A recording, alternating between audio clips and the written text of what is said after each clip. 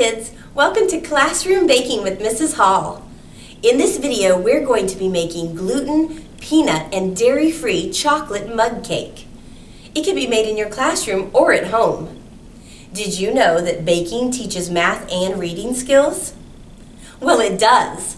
When you follow a recipe, you're learning to measure volume or sometimes even weight, practicing phonics, reading comprehension, and learning about sequencing.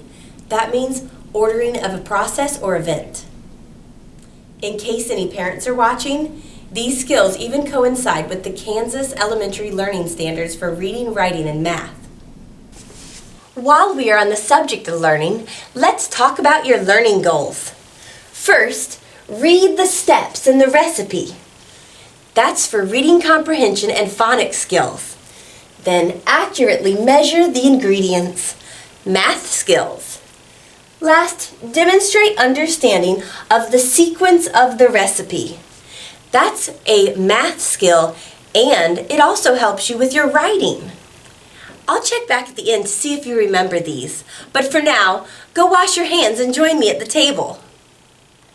If you're baking this at home, I included a list of the tools and ingredients in the video description, so you can make sure that you have everything you need before getting started. For this recipe, the only tools that you need are a fork, this is for mixing, a mug, I like to use the extra large kind, and a container to catch your spills. I'm using a baking tray. Of course, you'll also need your cups and your measuring spoons. You will need coconut oil, oat milk, vanilla, gluten and nut-free flour, sugar, cocoa powder, baking soda, and salt. You also can put in chocolate chips or sprinkles. I'm going to use chocolate chips. First, measure 2 tablespoons of coconut oil. Then add 1/4 a cup of oat milk. Next, we add 1 teaspoon of vanilla. Stir in 1/4 a cup of allergy-friendly flour. With flour, it's really important not to pack it down when you measure it. It's best if you can use a spoon or a scoop and then make it level with your clean finger. Then we add 2 tablespoons of sugar, 3 tablespoons of cocoa powder,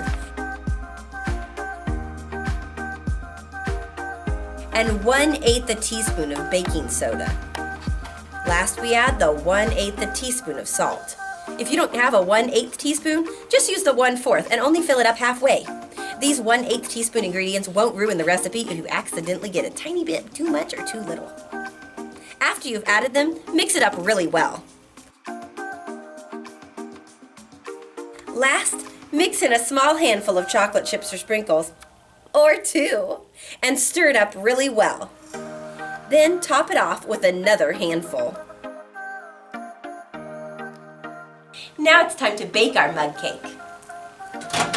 Place the mug in the center of the microwave and set the timer for 90 seconds. Every microwave is a little different, so if you have a super powerful microwave, start with 60 seconds. If you have an old one like I do, start with 90. When it stops, stick it with a clean fork to test if it's done. If the fork comes out goopy, clean off the fork and put the mug back in for another 30 seconds. Repeat this process again until your fork comes out without any goopy batter on it.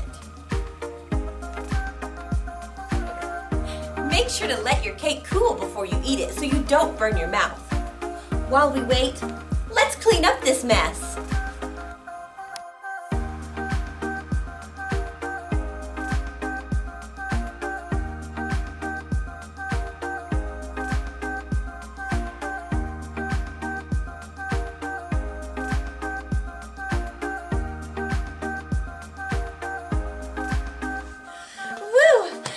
A lot of cleaning.